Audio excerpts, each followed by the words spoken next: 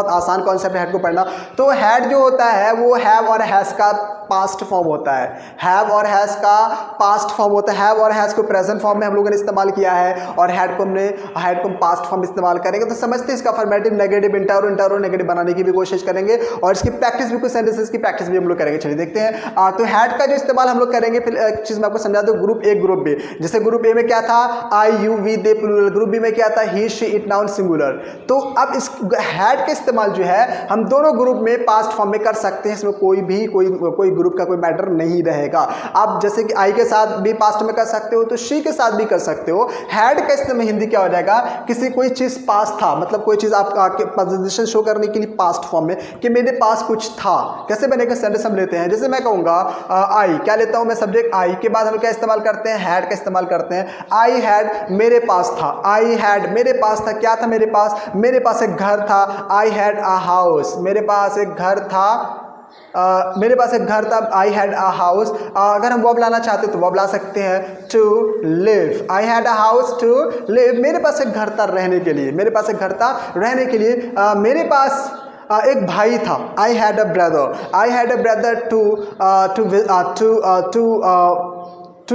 To enjoy, कि मेरे पास एक भाई था इंजॉय करने के लिए, मस्ती करने के लिए। जैसे हम लोग कहेंगे मेरे पास पैसे थे, कैसे बनाएंगे, मेरे पास थे। आई पास थे के लिए हैड का इस्तेमाल आपको करना है। आई हैड, मेरे पास था, क्या था, पैसा था। I had money to spend, कि मेरे पास पैसा था खर्च करने के लिए। जैसे एक और एग्जांपल मैं ग्रुप बी से आपको दे देता ताकि दोनों चीज आपको क्लियर हो जाएगा। शी हैड, क्या इस्तेमाल हम लोग, शी हैड, उसके पास था, क्या था, उसके पास समय था। She had time to meet him. She had time to meet him, उसके पास समय था उससे मिलने के लिए। ठीक है, उसके पास समय था उससे मिलने के लिए। तो she had, उसके पास था, क्या था, समय था। to meet him, उससे मिलने के लिए। to meet him, उससे मिलने के लिए। ये हमारा अफर्मेटिव सेंटेंस हमारा क्लियर हो गया। जैसे मैं कुछ सेंटेंस एग्जांपल्स में आपको दे रहा हूँ तो आप जो मैं बनाऊंगा भी सेंटेंस। जैसे मैं कहूँगा लड़कों के पास बहुत सारे फ्रेंड्स थे घूमने के लिए। कैसे बनाएंगे, लड़के को इंग्लिश में क्या कहते हैं, बॉयज कहते हैं। Boys had many friends to visit. लड़कों के पास बहुत सारे दोस्त थे मिलने के लिए। जैसे मैं और सेंटेंस बनाऊंगा, आपको एग्जांपल दूंगा। जैसे हम कहेंगे कि शॉपकीपर्स के पास बहुत सारे सामान थे बेचने के लिए। कैसे बनाएंगे, shopkeepers had lots of things कह सकते हो, मटेरियल कह सकते हो, गुड्स कह सकते हो। Shopkeeper had lots of goods to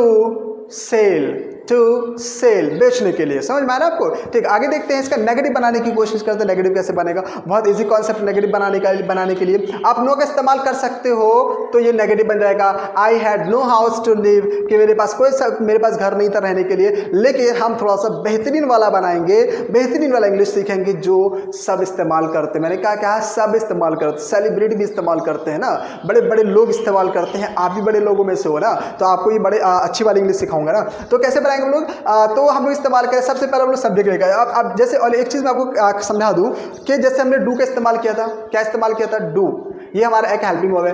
do का मतलब डू के सिंगुलर ग्रुप में कैसे इस्तेमाल किया था, हम लोगों ने डस लाया था, है ना, डस इस्तेमाल हो गया। अब आपको समझना है डू डस का पास्ट फॉर्म क्या होता है, डिड होता है। क्या होता है, डू डस का पास्ट फॉर्म डिड होता है। तो इसमें नोट आ रहा है तो इसमें भी नोट आ रहा है, तो इसमें भी क्या आ जाएगा, नोट आ जाएगा। तो क्या हो जाएगा, आप समझो क्या लिखा गया, डिड नॉट। क्या लिखा गया, डिड नॉट का कॉन्ट्रैक्शन क्या होता है, डिडंट होता है। क्या होता है, डिडंट होता है। डिड नॉट का कॉन्ट्रैक्शन डिडंट होता है। तो सबसे पहले सब्जेक्ट लेकर आना, हम लेकर आ रहे हैं, सब्जेक्ट लिख रहे हैं।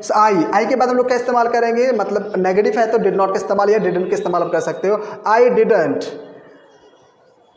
आई डिडेंट हैव, अब हमारा हैव ही रहेगा, अब हैड नहीं आएगा। क्यों नहीं आएगा, क्योंकि ऑलरेडी हमने सेकंड फॉर्म यहाँ पर इस्तेमाल कर दिया है, इसलिए यहाँ पर अब सेकंड फॉर्म नहीं आएगा। यहाँ पर ये फर्स्ट फॉर्म ही आएगी। हैड का जो फर्स्ट फॉर्म हैव होता है वो हैव आएगा। आई डिड नॉट हैव के बाद जो भी आपका ऑब्जेक्ट है, जो भी आपका नाउन है वो इस्तेमाल कर सकते हो। I did not have food, I did not have food to feed, मेरे पास खाना नहीं था खिलाने के लिए। फीड का मतलब होता है खिलाना। फीड का मतलब क्या होता है, खिलाना।